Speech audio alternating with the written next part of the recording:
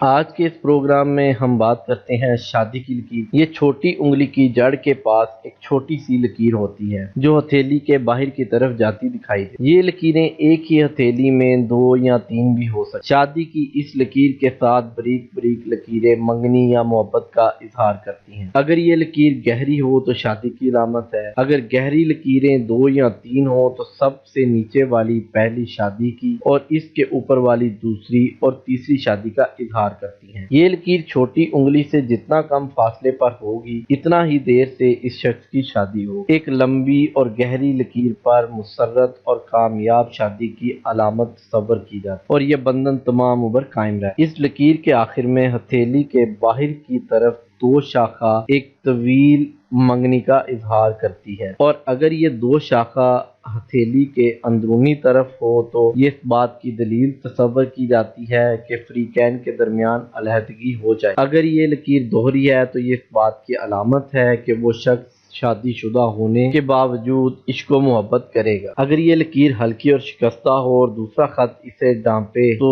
اس سے یہ بات معلوم ہوتی ہے کہ فریقین کے مابین علیحدگی کے بعد دوبارہ ملاپ ہو جائے۔ اس لکیر کے پاس چھوٹی چھوٹی اور باریک لکیریں مختلف معشوقوں کی نشاندہی کرتی ہیں۔ ان میں سے کسی کا بھی نتیجہ شادی کی صورت میں ظاہر نہیں ہوتا۔